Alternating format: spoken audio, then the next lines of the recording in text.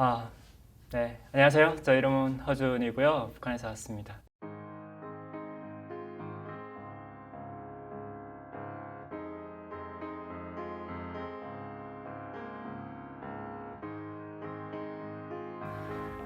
오늘은 제가 그동안 탈북 스토리를 한 번도 여러분들께 얘기를 드린 적이 없는데 좀 제가 몇 년도에 탈북을 했었고 또 왜 탈북을 했었는지 또 그 과정은 어땠는지 여러분들께 좀 자세히 설명을 좀 드리려고 합니다. 일단 긴 얘기니까 여러분들 집중해서 들어주셨으면 고맙겠습니다. What's up, guys? This is Jun from North Korea. Today I'm gonna tell you guys why I escaping North Korea and I never tell you guys my escaping stories before. So today I'm gonna tell you guys my escaping stories. So let's guys.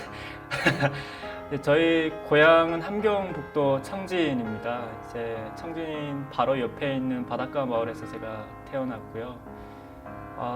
아마 이게 제 탈북 스토리가 저희 부모님들 어떤 직업과 그리고 부모님들의 어떤 살아온 기록하고 사실 깊은 관련이 있습니다. 우선 저희 부모님들이 어떤 일을 하셨는지 짧게 말씀을 드리자면 저희 부모님 두 분 다 공산당원이셨고 또 저희 할아버지는 그 군부대 사단장이셨습니다. 그래서 저희 북한에서는 핵심 계층에 속하는 집안이었거든요. 근데 제가 태어난 시기가 굉장히 안 좋은 시기에 태어났어요. 북한에서는 그 1990년대에는 이제 수백만 명이 굶어 죽은 고난의 행군이 있었어요. 그때 제가 태어났었는데 그러다 보니까 그 당시에 공산당원들은 가정을 먹여 살리기가 굉장히 어려운 어떤 부류였어요. 왜냐하면 공산당원이기 때문에 좀 더 국가에 더 충실해야 되고 고난의 행군이고 또 수백만 명이 굶어 죽었지만 당원들은 무조건 직장에 나가서 일을 했어야 됐거든요. 그러다 보니까 두 분 다 좀 계속 직장에 나가다 보니까 저희 가정 형편이 굉장히 안 좋았습니다. 비록 저희 어떤 계층이 핵심 계층임에도 불구하고 당시에는 배급도 없었고 또 뭐랄까요, 어떠한 지원조차 없었거든요, 국가에서. 아직도 제가 좀 선명히 기억나는 거는 당시에 이제 공산당원들은 그 길에 널려져 있는 시체들을 치워서 이제 그걸 매몰하는 작업들을 다 당원들이 했었어요. 그래서 저희 아빠와 엄마가 철로와 이런 곳들을 돌아다니면서 이제 시체들을 치웠었는데 이제 저희 엄마가 저를 집에 혼자 둘 수 없으니까 저를 항상 손잡고 이제 업거나 좀 그렇게 다니면서 그 시체를 치우시는 작업을 했었어요. 좀 어린 나이임에도 불구하고 좀 그런 장면들이 아직도 좀 깊게 제 뇌리에 남아 있는 것 같아요. 그리고 또 저희 집안뿐만 아니라 저희 그 주변 모든 마을 사람들의 어떤 가정 형편 또한 사실 다 안 좋았어요. 당시에는 사실 국가 붕괴 직전까지 갔었으니까요. 그래서 저희 엄마가 1997년도에 이제 처음으로 탈북을 결심을 했었어요. 이게 저희 엄마가 왜 그런 결심을 했었냐면 사실 가정 형편이 안 좋고 또 우리 아들이 굶어 죽을까봐 사실 그런 마음도 컸지만 중국에 가서 이제 도움 받을 수 있는 확신 같은 게 있었어요. 왜냐하면 저희 할아버지께서는 중국 우영군이셨습니다. 한국 전쟁 때 북한에 지원 나오신 분이셨죠. 그래서 그 할아버지 친척분들은 다 중국에 계시거든요. 그래서 저희 엄마가 1997년도에 처음으로 탈북하셔서 중국으로 가셨죠. 그때는 사실 붙잡히지 않고 무사히 이제 성공해서 중국에서 그 위안화 1,000원, 당시 돈으로 1,000원을 가지고 북한으로 다시 되돌아오셨습니다. 제가 5살 때였죠. 저는 사실 엄마가 어떤 삶을 살아왔는지 사실 그 2000년 제가 한 8살 전까지는 아무것도 몰랐던 것 같아요. 저희 엄마가 엄마가 새밤 자고 올게 하면 할머니 집 가는구나 그냥 이렇게만 알고 있었거든요. 근데 지금 이제 나중에 이제 엄마한테 얘기를 듣다 보니까 이제 그게 중국에 가서 어떤 지원을 받으려고 중국에 탈북을 하셨더라고요. 그래서 97년도 이전과 이후에 어떤 좀 상황이 많이 달라졌어요. 저희 집안은. 그 97년도 이후에는 좀 가정 형편이 좀 많이 나아져서 좀 뭐랄까요. 다른 집들보다 먹고 살만하다? 뭔가 좀 그렇게 평가할 수 있었을 것 같아요. 근데 이제 저희 아빠, 엄마 두 분 다 중국에서 가져온 그 돈, 그 1,000원이 엄청난 큰 돈이었는데 그게 딱 1년이 갔다고 말씀을 하시더라고요. 1999년도부터 이제 다시 또 상황이 안 좋아져서 그때 저희 부모님 말씀으로는 조금만 참자. 조금만 참으면 곧 이 고난 행군이 곧 끝나고 곧 아마 그 나라 경제 상황도 많이 나아지고 사실 다 괜찮아지겠지. 좀 이런 좀 어느 정도의 믿음 같은 게 항상 그때까지 남아 있었대요. 그래서 좀 참고 참았는데 이제 99년도에는 사실 더 이상 이제 나아질 기미도 보이지 않고 그래서 저희 엄마가 다시 99년도에 또 탈북을 하셨습니다. 이제 저희 엄마는 총 4번을 탈북을 하셨는데요. 그중에서 2번을 잡히셨습니다. 그 전까지는 사실 저희 엄마가 그 어떤 탈북했고 사실 이런 걸 잘 몰랐는데 이제 저희 엄마가 3번째 탈북하셨을 때 이제 붙잡혀 나오셨는데 좀 그때 저는 가장 충격을 좀 많이 받았던 것 같아요. 이제 그때 저희 엄마가 붙잡혀 나온 모습을 이제 저희 감옥에 면회 가서 처음 봤었는데 좀 그게 제 어떤 탈북이라고 할까요? 제 생각을 좀 어느 정도 바꾸게 된 계기가 되지 않았나 싶어요. 그게 2003년도였습니다. 제가 몇 살 때인가요? 12살쯤 12살이죠. 그 92년. 예, 12살 때였는데 그때 좀 엄마 같지 않은 그런 모습을 그 감옥에서 봤어요. 왜냐하면 너무나 심각한 폭행을 당하셔서 그 얼굴은 다 잿빛색으로 변해 있고 또 한쪽 눈은 시력을 잃으셨고 그때 정말 뭐라고 할까요? 사실 말로 형용할 수가 없더라고요. 그때 그 기분은 사실 저는 그 전까지 제 꿈은 할아버지처럼 정말 커서 장군님을 받드는 그 사단장이 되겠다. 나도 이제 군에 가서 정말 별 3개를 받고 나도 정말 장군님을 열심히 받들어서 미국놈 죽이겠다. 사실 이게 제 꿈이었거든요. 근데 2003년도에 엄마의 그 모습을 보고 사실 많은 생각이 바뀌었어요. 그래서 어떻게 이게 내 조국이 내가 정말 사랑하는 조국이 나의 가족을 이렇게 할 수가 있지? 그리고 우리 할아버지는 사단장인데 어떻게 이렇게 겁도 없이 이렇게 그 사단장의 딸을 이렇게 폭행할 수가 있지? 사실 그때 사실 너무 좀 많은 충격을 저는 받았었거든요. 그리고 사실 어느 정도 좀 빽이 있어서 2003년도에는 저희 엄마가 한 몇 개월 정도 이제 수용소에 있다가 바로 이제 나올 수 있었습니다. 그래서 2004년도에 저희 엄마가 다시 탈북을 하셨거든요. 이제 그때는 제가 어느 정도 감을 좀 잡았어요. 엄마가 다시 가는구나. 이제는 할머니 집 가는 게 아니라 이제 좀 어디 좀 멀리 다시 또 가시려고 하는구나. 좀 이런 생각을 좀 했었어요. 저희 엄마가 그때도 할머니 집 가서 7밤만 자고 올게 이런 말씀을 하셨거든요.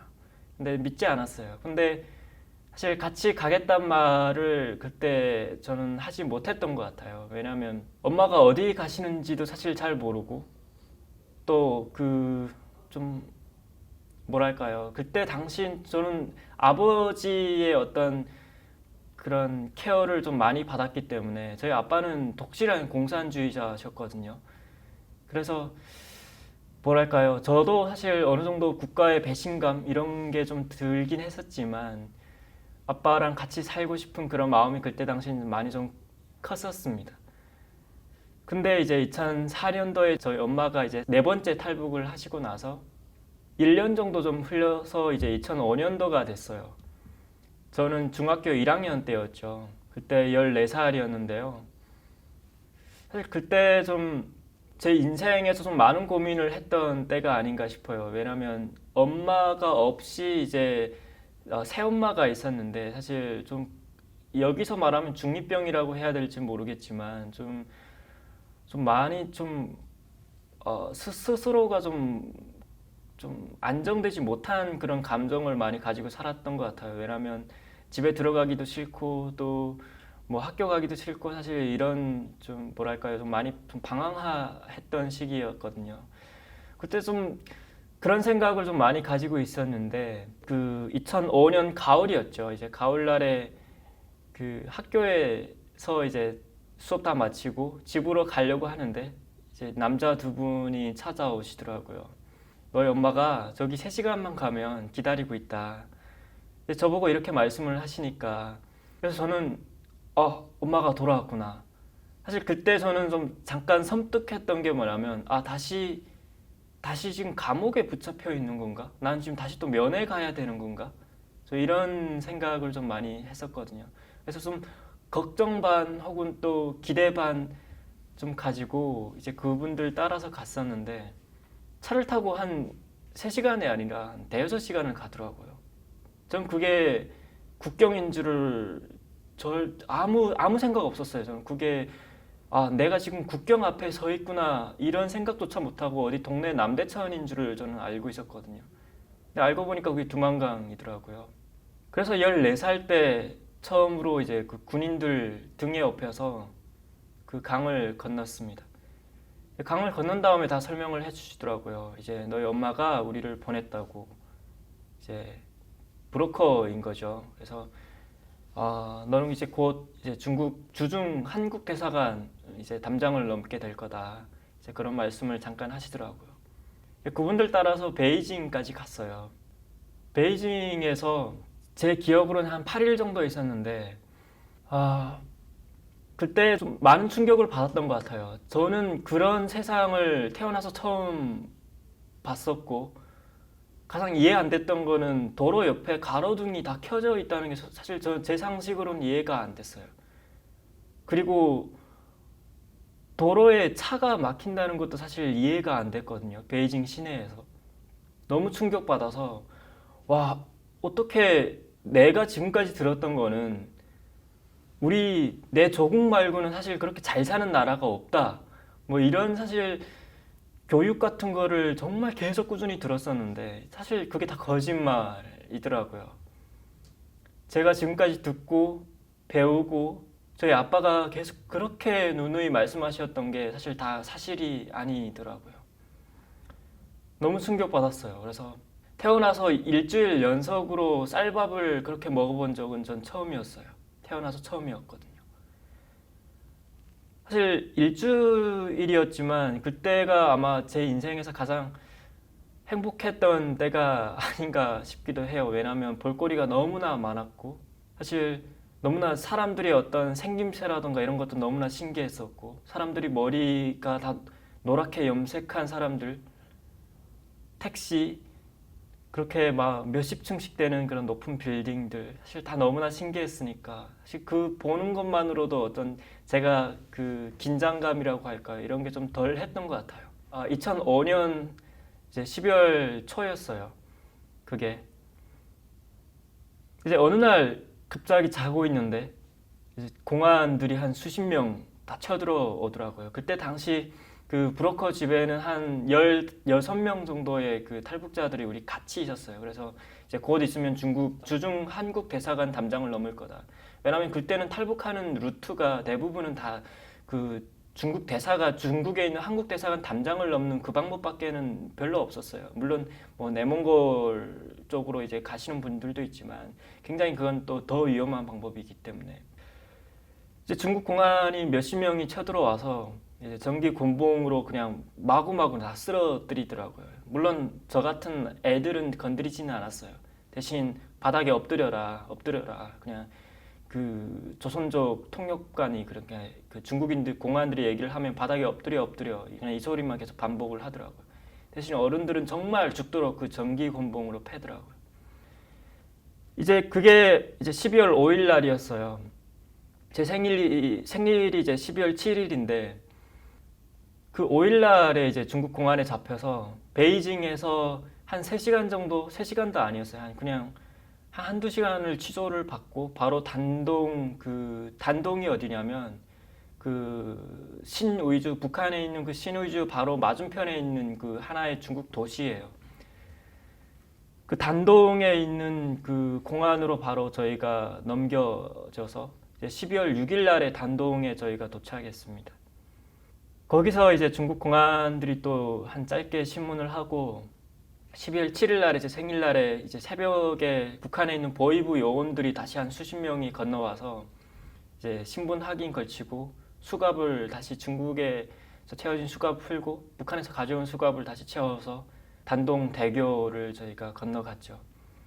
14살 때였습니다. 그때 처음으로 제가 그 감옥이라는 곳에 갔었는데 뭐랄까요? 이게 지금까지 제가 듣던 거는 보위부 감옥이라는 보위부 취소실에 갇힌다는 건 사실 엄청 무서운 거라고 저는 들었거든요. 한 번도 갇혀본 적이 없고 저희 가족 자체가 보위부, 안전부 이쪽하고는 사실 거리가 굉장히 먼 집안이었거든요. 근데 이제 보위부 그쪽에서 한 8일 정도를 취조를 받았어요. 뭐 누구 따라갔냐? 아니면 북한에 뭐 너희 아빠는 다 알고 보냈냐? 뭐 여러 가지를 다 물어보더라고요. 근데 저는 정말 하나도 몰랐기 때문에 그때는 그냥 모르쇠로 사실 일관을 했어요. 잘 모르겠다. 기억이 안 난다. 그냥 남자 두 분이 와서 그냥 따라 나는 갔을 뿐이다. 그래서 제 북한에 남겨진 제가 1차 탈북에 대한 저에 대한 기록은 납치였어요. 남조선 괴뢰도당에 의한 납치였다. 이렇게 공식적으로 기록이 되어 있습니다. 어떤 스스로의 어떤 그 탈북 어떤 자의적인 의지에 의해서 탈북한 게 아니라 납치였다. 타위에 의해서. 그래서 그때 당시 뭐 심각한 처벌을 받지는 않았습니다. 대신 이제 수용소에서 그 신의주 수용소에서 보호관들이 그러니까 그 제가 제 고향에 있는 보호관들이 오기 전까지는 신의주 수용소에 있어야 되거든요. 거기서 한 3개월 정도 있었거든요. 거기서도 좀 저는 충격을 좀 많이 받았어요. 그 수용소 내에서 한 200명이 같이 잡혀 그 수용소에 있었는데 사실 뭐랄까요 상상이 안 가더라고요. 하루 종일 그러니까 아침에 7시에 일어나서 저녁 8시에 그 1시간 동안의 자유 시간이 있기까지 무릎을 꿇고 미성년자들은 무조건 무릎을 꿇고 있어야 돼요. 왜냐하면 이 미성년자들은 나가서 일을 시키지 않거든요. 성인들은 나가서 일을 시키는데 사실 그게 가장 죽을 맛이었던 것 같아요. 제 기억으로는 먹지 못하고 뭐 강냉이알 한 70알 정도를 한 끼당 주는데 그 배고픔보다는 사실 그 하루 종일 그 무릎 꿇고 앉아 있어야 된다는 게 사실 가장 지옥이었던 것 같고 또 거기 있으면 그냥 사실 빈대가 거의 비처럼 떨어집니다. 사실 거기서 좀 정말 생각이 바뀌었어요. 정말 이 나라는 정말 답이 없구나라는 생각을 좀 많이 했던 것 같고 14살이었기 때문에 제가 뭐 깊은 생각을 했던 게 아니라 와 정말 짐승들이다. 뭔가 이런 생각들을 그때 계속 반복하면서 좀 그 3개월이라는 시간을 보냈어요. 거기서 나와서 제 고향에 있는 함경도 청진으로 후송되는 그러니까 그쪽으로 그 보안 요원들과 같이 가면서 제 모습을 보니까 좀 악만 남아 있더라고요. 어떤 좋은 생각 그런 거 하나도 없이 정말 악만 남아서 제가 그 기차에 그 수갑 차고 가고 있더라고요. 또 한편으로는 창피했었고요. 제가 그 수많은 그 열차 승객들이 다 쳐다보는데 그 수갑을 차고 있다는 게 너무 사실 수치스럽기도 했었고 그래서 제가 내가 지금 고향에 가서 또 사람들은 나를 어떻게 생각할까 사실 반역자처럼 취급을 할 텐데 사실 그런 좀 어느 정도 두려움 같은 것도 또 있었었고 그래서 이제 고향에 도착을 그때 해서 이제 그 안전부에서 한 또 며칠 정도 있다가 바로 집으로 갈 수 있었습니다. 그게 제 1차 탈북이었고요. 사실 그 이후의 생활도 저는 좀 어찌 보면 지옥 같다고 할 수 있을 것 같아요. 아빠한테도 사실 창피해서 사실 아빠 집에도 사실 거의 들어가질 않았습니다. 저는 그러다 보니까 좀 혼자 그 시내에서 혼자 사는 경우가 좀 많았었고 그러다 보니까 또 안 좋은 친구들과 같이 좀 지내기도 했었고 아, 사실 그런 시간이 한 3년 정도 됐던 것 같아요. 그게 2008년도까지 쭉 이어졌는데 그동안 제가 아빠를 본 적은 많지 않습니다. 정말 제가 또 집안의 장남이기 때문에 산소에 가야 되는 추석 때나 아빠 집에 그냥 들어갔었고 아빠 집에 들어가질 않았습니다. 왜냐하면 제가 감옥에서 나오면서 사실 정말 악만 남았다고 말씀을 드렸는데 그런 감정들이 계속 억울한 감정이 있다 보니까 사실 다 보기 싫더라고요. 이붓 엄마도 보기 싫고 또 이붓 엄마가 데리고 오신 또 그 자식도 보기 싫고 아빠 얼굴도 사실 보기 싫고 그래서 사실 그런 외부에 있는 시간이 길어지다 보니까 좀 외부 세계에 대해서 더 많이 알게 되었던 것 같아요. 물론 제가 1차 탈북에서 중국에서 본 것도 참 많고 제가 깨달은 것도 정말 많지만 밖에서 제가 다른 친구들과 어울려 놀면서 또 한국 영화도 정말 많이 봤었고 정말 가끔은 대마초도 했었고 거기는 굉장히 흔한 일입니다. 그게. 그러면서 정말 이 나라뿐만 아니라 정말 더 잘 사는 나라가 많다라는 걸 사실 좀 많이 알게 됐어요. 아, 일본도 정말 잘 살고 한국도 거기서 남조선이라고 하는데 남조선도 정말 잘 살고 좀 그런 뭐랄까요 다양한 좀 정보를 몇 년 동안 계속 듣고 또 여기저기 계속 숨어서 돌아다니다 보니까 결국에는 제가 결론 내린 거는 어차피 나는 엄마 때문에 그리고 내가 탈북한 기록 때문에 군대에 못 가니까 거기선 군대를 안 보냅니다. 그렇게 적대 계층으로 떨어지게 되면. 그래서 그냥 진짜 답이 없구나. 이제는 내가 다시 내가 2005년도에 봤던 그 멋진 곳으로 다시 한번 가보자.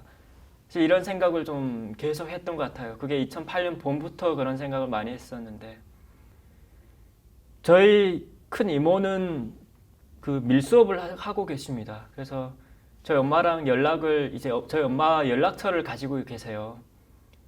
저는 이제 큰 이모한테 가서 좀 엄마 연락처 좀 받고 또 큰 이모 일도 좀 많이 도와드렸는데요.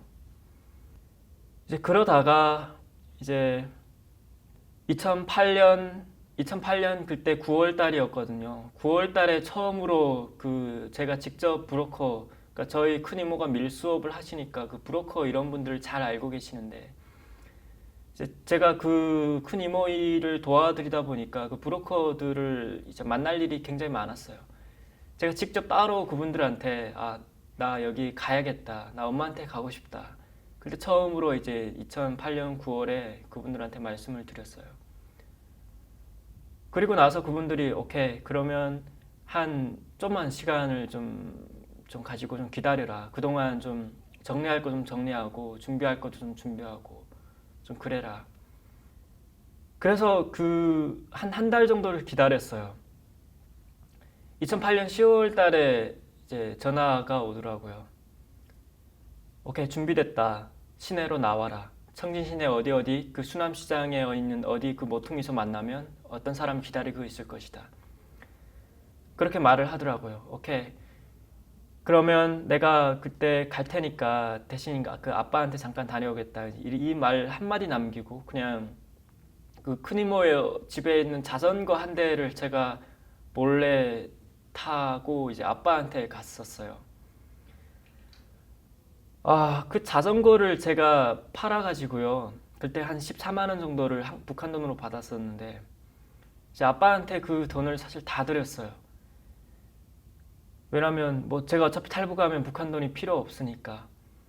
그게 아빠를 한 1년 만에 그때 봤었는데 이제 1년 만에 한 1시간 정도 아빠를 보고 아주 잠깐 얘기하고 제가 어디 간다는 말도 아빠한테 드리지를 못했습니다. 왜냐하면 아까 초반에 제가 말씀을 드렸는데 저희 아빠는 굉장히 독실한 공산주의자시거든요. 그래서 아마 제가 또 어디 간다 또 탈북 이런 얘기를 하기만 하면 아마 치를 떠시는 분이시기 때문에. 그래서 아빠한테 정말 그 돈 드리고 이제 양말 한 켤레 사드리고 정말 정말 담담하게 냉정하게 그냥 아빠를 떠났던 것 같은데,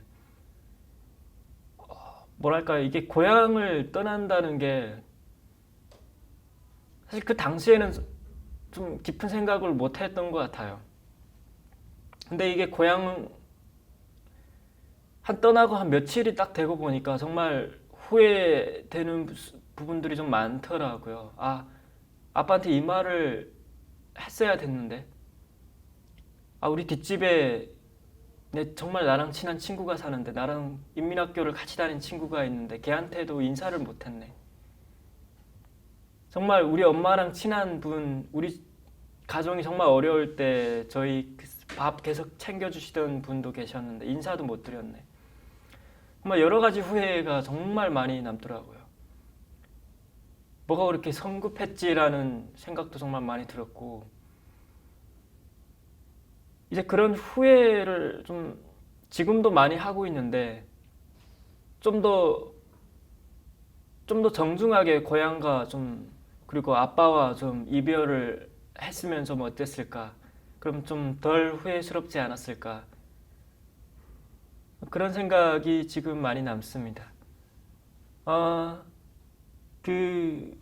아마 여러분들은 잘 모를 겁니다. 이제, 어, 고향을, 여러분들은 그냥 여기서 서울에서 기차를 타게 되면, KTX를 타면 부산이 고향인 분들이라도 그냥 한 3시간만 달리면 여러분들은 바로 갈 수 있잖아요. 근데 저는 정말 비슷한 거리인데 사실 못 가거든요. 이제 아빠 얼굴 본 지도 이제 한 11년 됐고, 고향을 떠난 지도 이제 한 12년 정도 됐었고, 이제 좀 그런 여러 가지 후회를 가지고 제가 고향을 다시 떠났습니다. 그래서 그게 2차 탈북에 결국은 성공을 했는데, 다시 두만강 그 무산 지역으로 제가 그 11월 달에 이제 무산에서 한 달 정도 다시 또 대기하는 시간이 좀 있어서요. 11월 달에 무산 그 앞에 있는 두만강으로 건너서, 뭐랄까요, 사실 그때는 그렇게 무섭지 않았어요. 어차피 뭐 아니면 더거든요.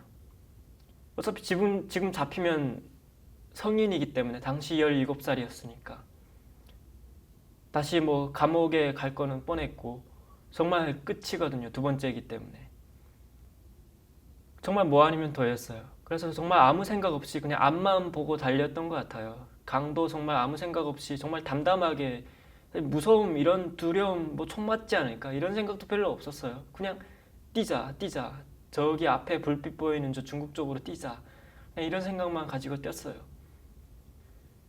한참 그냥 뛰어서, 정말 열심히 뛰어서 그 브로커가 알려준 어느 지점까지 간 다음에 다시 중국 쪽에 마중 나온 브로커를 또 만나서,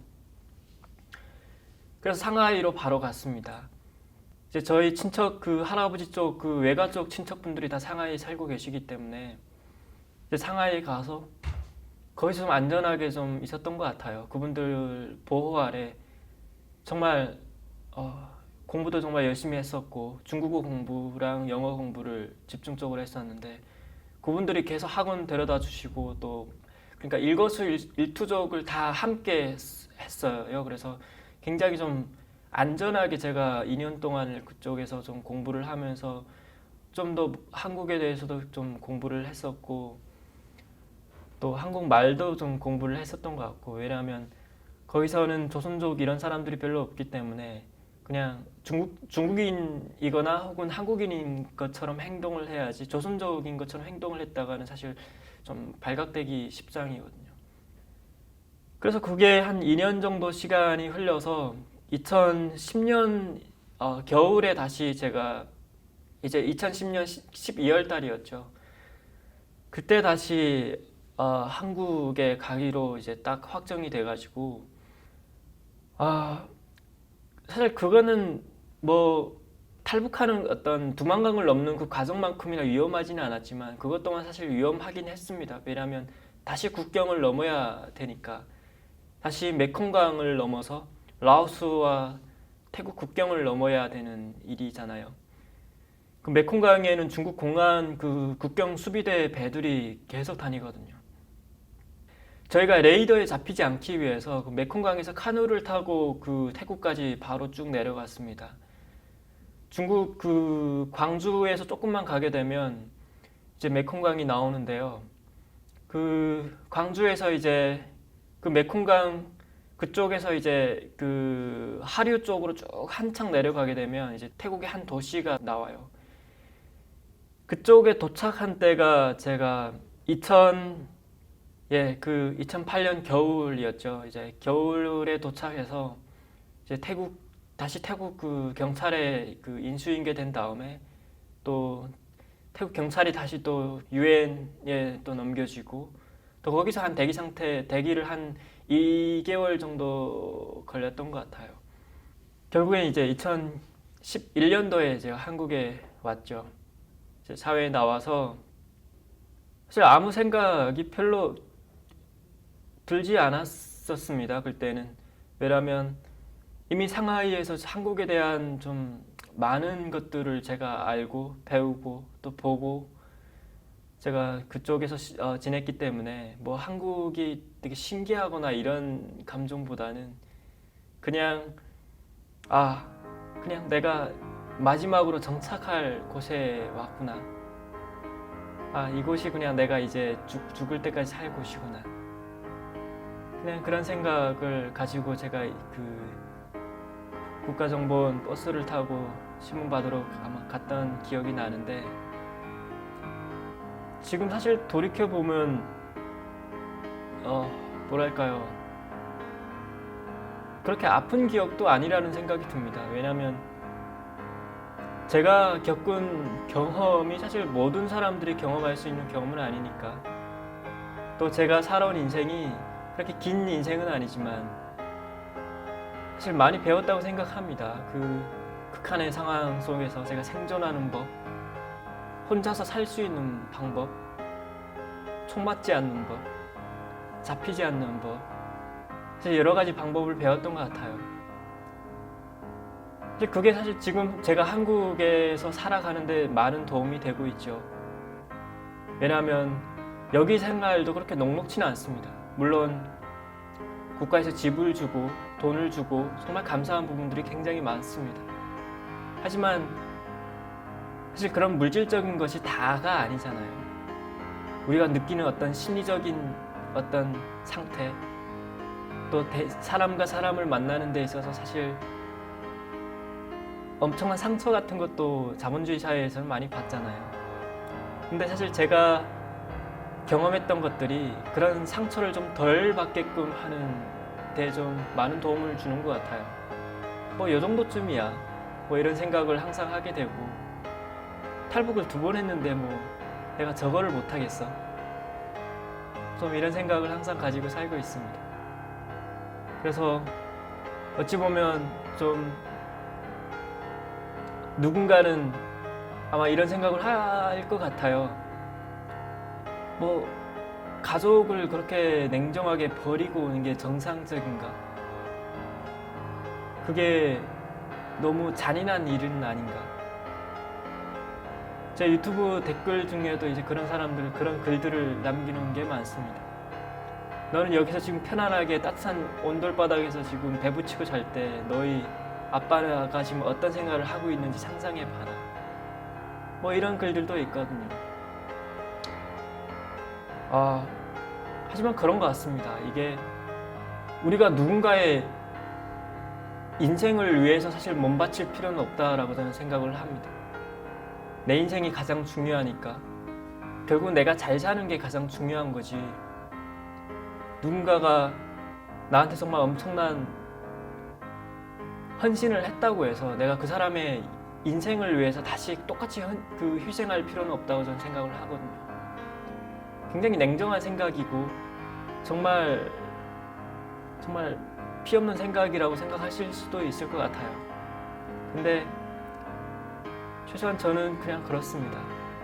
제가 지금 이렇게 사실 생각을 하지 않으면, 제가 계속 감정적으로 좀 생각을 하거나 그렇게 되면 아마 제가 지금 여기서 살고 있는 모든 것들이 사실 다 불행해지지 않을까 이런 생각을 하고 있기 때문에, 그래서 제가 최대한 여기서 냉정하게 생각을 하고 잘 살고 있는 게 결국은 제가 그쪽에서 떠나왔다, 다 버리고 떠나온 게 사실 이게 잘한 일이구나, 결국에는 잘한 일이구나 이렇게 생각을 할 수 있을 것 같아서, 가급적이면 지금 정말 아무 생각 없이 정말 누구도 신경 안 쓰고 살아가려고 사실 노력하고 있습니다. 그래서 항상 감사하게 살고 있고요. 선택받았기 때문에, 그래서 제가 여기서 지금 행복하게 살고 있기 때문에 감사하게 살고 있습니다. 그냥 언제든지 이 영상 올리게 되면 항상 제 채널에 있으니까 언제든지 들어와서 봐주시고, 또 제 이야기가 좀 더 궁금하시다면 또 구독과 또 다른 친구들에게 좀 공유도 많이 해주시고 그렇게 해주시길 바랍니다. 그리고 저희가 아직 여기 살아가는 데서 부족한 점이 많습니다. 여러모로 사실 대한민국 최고의 대학에서 공부를 하고 있지만 아직도 사실 배우고 있는 입장이라 여러분들만큼의 어떤 능력이나 어떤 뛰어난 생각을 가지고 있지는 못합니다. 하지만 그냥 여러분들께 약속드리고 싶은 건 항상 배우면서 배우는 자세로 살겠습니다. 고맙습니다.